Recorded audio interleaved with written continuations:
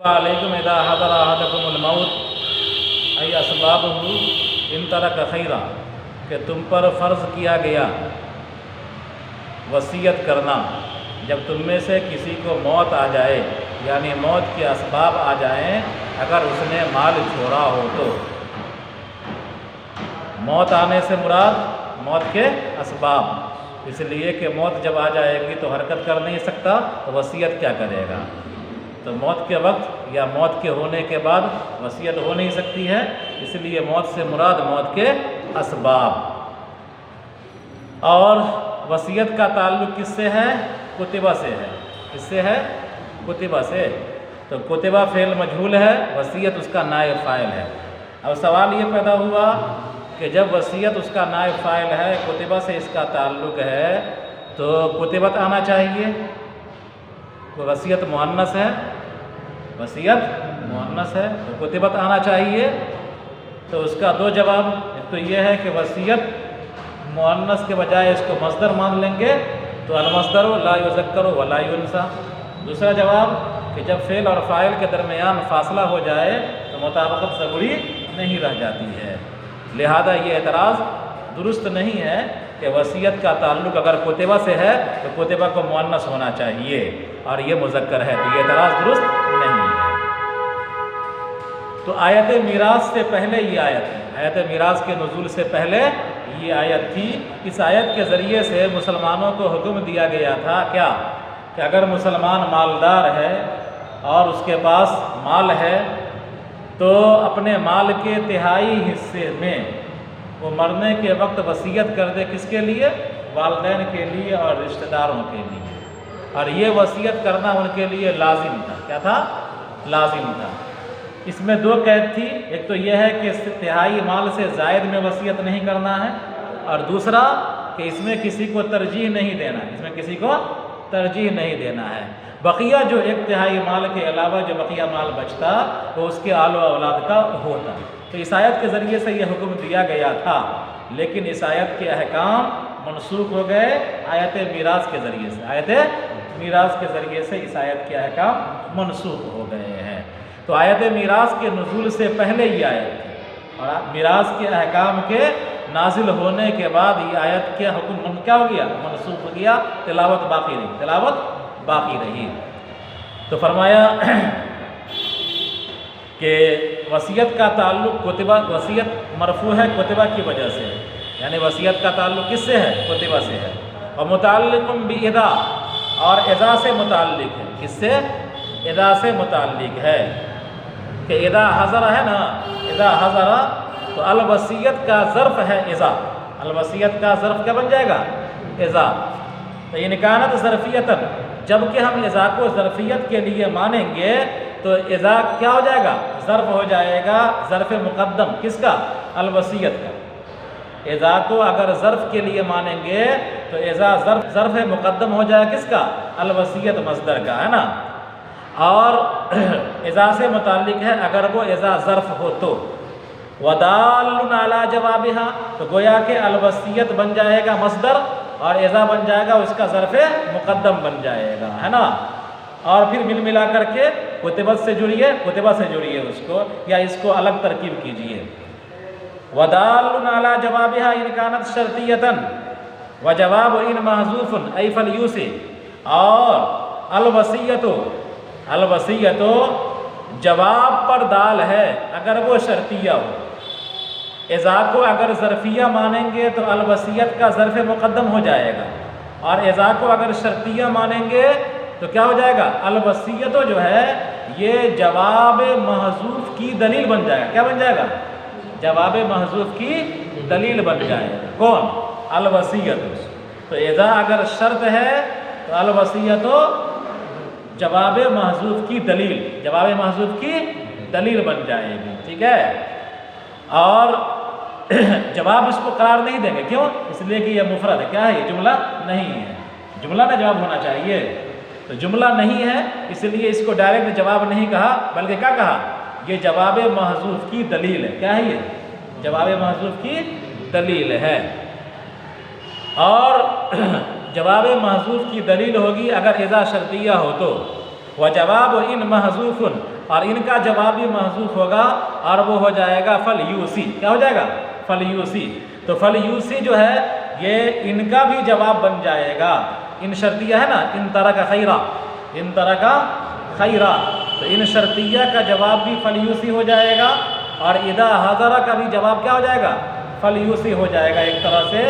اور اس جواب کے محذوف ہونے کی دلیل الوصیت، اس جواب کے محذوف ہونے کی دلیل الوصیت، لہذا اعتراض نہیں ہوگا کہ اذا شرطیہ کا جواب کہاں ہے، اذا شرطیہ کا جواب کہاں ہے. تو دو باتیں کہیں کہ اگر اذا ظرف کے معنی میں، اذا ظرفیہ ہے تو الوصیتوں کا اذا بن جائے گا ظرف مقدم. کیا بن جائے گا؟ ظرف مقدم. اور اگر اذا شرطیہ ہے تو اس صورت میں اس کو جزا چاہیے، تو جزا اس کا محذوف ہوگا. کیا ہو جائے گا؟ جواب اس کا محذوف ہوگا، جزا اس کی محذوف ہوگی اور وہ ہوگی فلیوسی. اب فلیوسی کیوں ہوگا؟ اس کی دلیل کیا ہے؟ الوصیت. الوصیت اس کی دلیل ہے نا. تو گویا کہ فلیوسی محذوف جو ہے اذا کے بھی جواب بننے کی صلاحیت ہے اس کے اندر، اور ان جو شرطیہ ہے ان ترک خیرا اس کا بھی جواب کیا ہو جائے گا؟ فلیوسی ہو جائے گا. آگے دیکھیے، یہ وصیت کس کے لیے؟ والدین کے لیے، رشتہ داروں کے لیے، بھلے طریقے اس پر یعنی عدل کے ساتھ، بے اللہ یزید علی الثلث، اس طرح کے تہائی پر اضافہ نہ کرے. ولا یفضل الغنی، اور مالدار کو ترجیح نہ دیا جائے، یعنی مالدار کو بیشی دے دیا، غریب کو کم دے دیا، اس طرح نہیں. حقاً، یہ حق ہے. کیا ہے یہ؟ حق ہے. حقاً مصدر، کیا ہے یہ؟ مصدر ہے. اور ما قبل والے مضمون جملہ کی تاکید کے لیے ہے. ما قبل والے مضمون جملہ کی تاکید کے لیے. تو ما قبل کا مضمون جملہ کیا؟ کتب علیکم، کتب علیکم، کتب علیکم. تو یہ جو جملہ ہوا کتب علیکم پورا، تو اس جملے کا جو مضمون ہوا حق علیکم، اس جملے کا مضمون کیا ہوگا؟ حق علیکم. یعنی کتب علیکم کا اگر خلاصہ اور مضمون نکالیں گے تو حق علیکم کے علاوہ کچھ نہیں نکلے گا، ہے نا. تو حق علیکم حقاً، حق علیکم حقاً، تو حقاً کیا بن جائے گا؟ مصدر ہے، اور یہ تاکید کر رہا ہے کس کا؟ مضمون جملہ کا. اور مضمون جملہ کون ہے؟ مضمون جملہ کون ہے؟ حق علیکم. اور جملہ کون سا ہوا؟ کتب علیکم، کتب علیکم. تو کتب علیکم پورا جملہ ہوا، اس کا مضمون نکلا حق علیکم. اس لیے کتبہ کا مطلب کیا ہوا؟ تم پر لازم کیا گیا. تم پر کیا کیا گیا؟ لازم کیا گیا. تو لازم کیا ہے؟ حق کے معنی میں یہ کیا ہے؟ تو اس پورے جملے کا جو مضمون نکلا کیا نکلا؟ حق علیکم.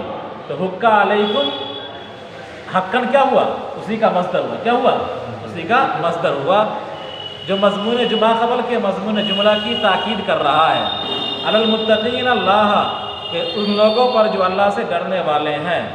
یہ منسوخ ہے آیت میراث سے اور اس حدیث سے جس میں فرمایا گیا لا وصیۃ لوارث، کہ وارث کے لیے کوئی وصیت نہیں. حجۃ الوداع کے موقع پر آپ صلی اللہ علیہ وسلم نے ارشاد فرما دیا تھا ان اللہ قد آتا کل ذی حق حقہ، کہ اللہ تبارک و تعالیٰ نے ہر ایک کو اس کا حق دے دیا ہے. فلا وصیۃ لوارث، لہذا اب وارثوں کے لیے وصیت جائز نہیں ہے. یعنی مرنے والا اپنے وارث کے لیے وصیت نہیں کر سکتا، ہے نا.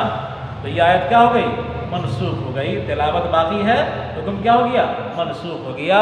لہذا اب آدمی پر لازم نہیں ہے کہ مرنے سے پہلے ایک تہائی مال کو ایک الگ کرے اور اپنے والدین کے لیے، رشتہ داروں کے لیے وصیت کر، اس پر لازم نہیں ہے. بات ختم ہوئی.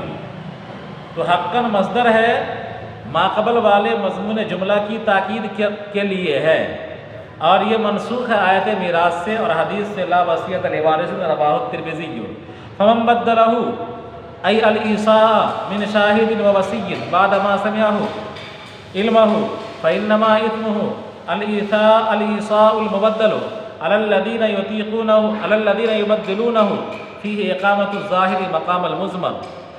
تو جو کوئی وصیت کو بدلے گا، جو کوئی وصیت کو بدلے گا گواہ کی طرف سے اور وصی کی طرف سے.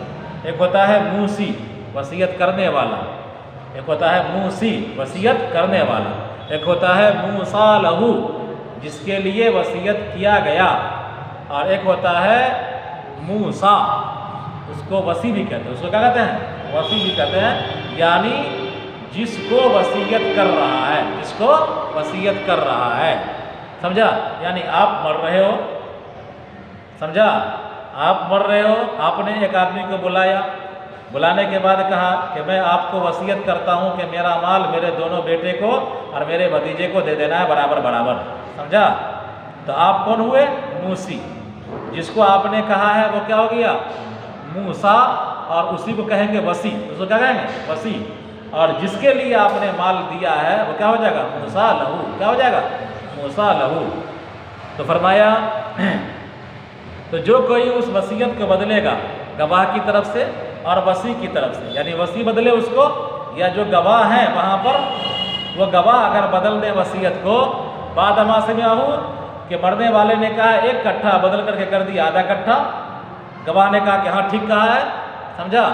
تو اگر اس طرح بدل دیا بعد ما سمعہ، اس کو سننے کے بعد علم کے بعد، فإنما إثمه، تو اس کا گناہ، فإنما اسمہ، اس کا گناہ، کس کا گناہ؟ الایساء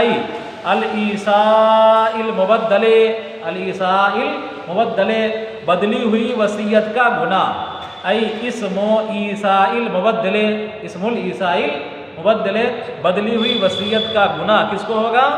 علی الذین یبدلون، ان لوگوں پر ہوگا جو اس کو بدلیں گے۔ فیہ اقامت الظاہر مقام المضمر، علیہم کافی تھا، کیا تھا؟ علیہم کہنا کافی تھا، لیکن اس میں ظاہر کو رکھ دیا گیا ضمیر کی جگہ۔ ان اللہ سمیع، بلا شبہ اللہ تبارک و تعالیٰ سننے والا ہے، کس کو؟ موسی کے قول کو، وصیت کرنے والے کے قول کو، اور جاننے والا ہے بفعل الوصی، وصی کے فعل کو۔ وصی اگر خیانت کر رہا ہے یعنی وصیت کو بدل رہا ہے، اللہ تعالیٰ اس کو جانتا ہے۔ فمجاز علیہ، لہذا اس پر اس کو سزا دیا جائے گا، بدلہ دیا جائے گا، کس کو؟ جو بدلے گا اس کو۔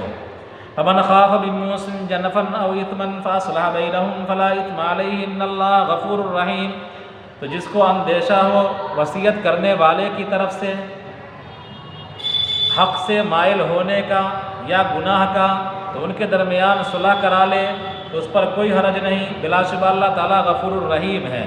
یعنی اگر اندیشہ ہے لوگوں کو کہ وصیت کرنے والا اپنے وصیت میں گڑبڑ کر سکتا ہے، حق سے مائل ہو سکتا ہے، تہائی سے زائد کی وصیت کر سکتا ہے، مالدار کو ترجیح دے سکتا ہے نا، اگر اس طرح کا اندیشہ ہو تو کوئی بھی آدمی بیچ کے میں پڑھ کر کے وارث کے درمیان اور وصیت کرنے والے کے درمیان صلح صفائی کرا لے، ہے نا، اور وصیت کرنے والے کو مجبور کرے کہ وہ انصاف کے ساتھ وصیت کرے۔ اگر کوئی آدمی اس طرح پہل کرتا ہے اور وصیت کرنے والے کو سمجھا بجھا کرتا ہے، یہ ثواب کا کام ہے، کوئی حرج کی بات نہیں ہے۔ یہ نہیں کہا جا سکے گا بعد میں اس کو یہ تانا مارنا جائز نہیں ہوگا کہ اس نے غلط کیا، ہم کو پورا مال ملتا، ہم کو بھی زیادہ ملتا، اس نے غلط کیا۔ اس نے کوئی غلط نہیں کیا بلکہ اس نے صحیح کام کیا ہے نا۔ تو جس کو اندیشہ ہو وصیت کرنے والے کی طرف سے، موسن مخففہ اور مثقلہ دونوں ہے، یعنی موسن بھی ہے اور موسن بھی ہے۔ کیا ہے؟ موسن اور موسن، تشدید کے ساتھ اور تخفیف کے ساتھ۔ جنفن کا مطلب کیا ہوگا؟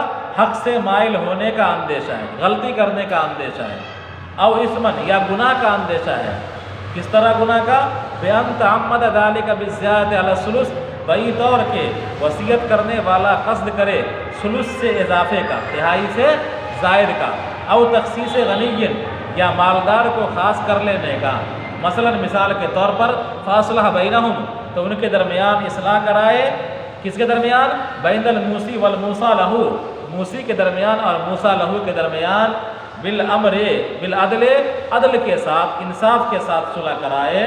فلا اثم علیہ، یعنی بات چیت کرنے کے بعد وصیت کرنے والے کو مجبور کر دے وہ تہائی سے زائد میں وصیت نہ کرے، یا مالدار کو ترجیح نہ دے، یا انصاف کے ساتھ وصیت کرے، یعنی زیادتی نہ کرے، کسی قسم کی افراط اور تفریط کا شکار نہ ہو، کسی کے حق میں غلو نہ کرے، کسی کے محبت میں، اور کسی کو اندیکھی نہ کرے۔ اس طرح اس کو مجبور کر کے صلح صفائی کرا دے، کس کے درمیان؟ وصی کے درمیان اور اس کے موسیٰ لہو کے درمیان۔ فلا اسم علیہ ہے، تو اس پر کوئی حرج نہیں، بلا شبہ اللہ تعالیٰ بخشنے والا اور رحم کرنے والا ہے۔ या अय्युहल्लज़ीना आमनू कुतिबा अलैकुम अस्सियामु कमा कुतिबा अलल्लज़ीना मिन क़ब्लिकुम मिनल उम्मी लअल्लकुम तत्तक़ून। ऐ ईमान वालो, तुम पर रोज़े फ़र्ज़ किए गए जैसा कि उन लोगों पर रोज़े फ़र्ज़ किए गए जो तुमसे पहले थे। तुमसे पहले से मुराद तुमसे पहली जो उम्मतें थीं उन उम्मतों पर भी रोज़े क्या थे?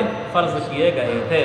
मिनल उमम निकाल कर बतला दिया, जमा निकाल कर बतला दिया कि रोज़ा आपसे पहली जो उम्मतें गुजरी हैं उनमें सिर्फ नसारा के साथ ख़ास नहीं था, बल्कि तमाम कौमें जो पहले गुजरी हैं आपसे उन कौमें में रोज़ा किसी न किसी शक्ल में मौजूद रहा है।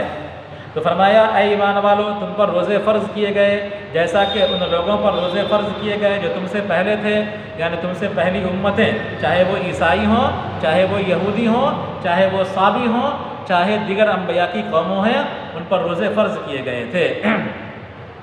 लअल्लकुम तत्तक़ून, ताकि तुम तक़वा इख्तियार करो, गुनाहों से बचो। फ़इन्नहु यक्सिरु शहवा, इसलिए कि रोज़ा शहवत को तोड़ता है। अल्लती हिया मब्दउहा, अल्लती हिया मब्दउहा, जो कि गुनाह का सरचश्मा है। क्या है? इंसान की ख्वाहिश होती है तब ना गुनाह करता है। तो अगर शहवत ही ना होगी तो गुनाह क्या करेगा? बतौर ख़ास ख्वाहिश का इर्तिकाब शहवत की वजह ही से करता है इंसान। अगर शहवत ना हो तो क्या इंसान ख्वाहिश का इर्तिकाब नहीं करेगा।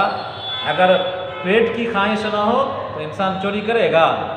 अगर जौरे शिकम नेस्ते, अगर पेट का जुल्म ना होता तो कोई शिकारी न जाल बिछाता न परिंदा जाल में फंसता, है ना। तो रोज़ा शहवत को तोड़ता है और ये शहवत जो है गुनाह का सरचश्मा है। अय्यामन, गिने चुने, अय्यामन मादूदात, गिने चुने दिनों में। अय्यामन नुसिब बिस्सियाम, के मंसूब है सियाम की वजह से। अलैकुम सियाम है ना, तो सियाम मस्दर है, तो अय्यामन का नसब अस्सियाम की वजह से, इसकी वजह से है। अस्सियाम मस्दर की वजह से अय्यामन मनसूब हो रहा है। औ यसूमु मुक़द्दरन, या यसूमु मुक़द्दर है। क्या है? या अय्युहल्लज़ीना आमनू कुतिबा अलैकुमुस्सियाम कमा कुतिबा अलल्लज़ीना मिन क़ब्लिकुम लअल्लकुम तत्तक़ून। यसूमु अय्यामन, यसूमु अय्यामन, तो यसूमु फ़िल महज़ूफ़ है जिसके मफ़ूल होने की वजह से अय्यामन मनसूब हो रहा है। और या नहीं तो अस्सियाम मस्दर है ना, तो अस्सियाम मस्दर का ये मफ़ूल है, तो उस अस्सियाम से जुड़ने की वजह से ये क्या हो रहा है? मनसूब हो रहा है। मादूदातिन, चंद गिने चुने, चंद महदूद। ऐ क़लाइला, यानी बहुत कम। मुअक्क़तातिन बिअददिन मालूमिन, यानी अदद मालूम के साथ मुअक्क़त हो, महदूद हो, और वो रमज़ान है जैसा कि अनक़रीब आएगा। तो ईमान वालो, तुम पर रोज़ा फ़र्ज़ किए गए तुम पर रोज़ा फ़र्ज़ किए गए उसी तरह जिस तरह तुमसे पहली उम्मतों पर रोज़े फ़र्ज़ किए गए थे, ताकि तुम गुनाहों से बचो। गिने चुने दिनों में, यानी मुतय्यना तादाद में, मुतय्यना कम तादाद में, और वो रमज़ान है जैसा कि अनक़रीब आएगा। आगे आ रहा है वक़ल्ल लहू तस्हीलन अलल मुकल्लिफ़ीन, और उसको कम करार दिया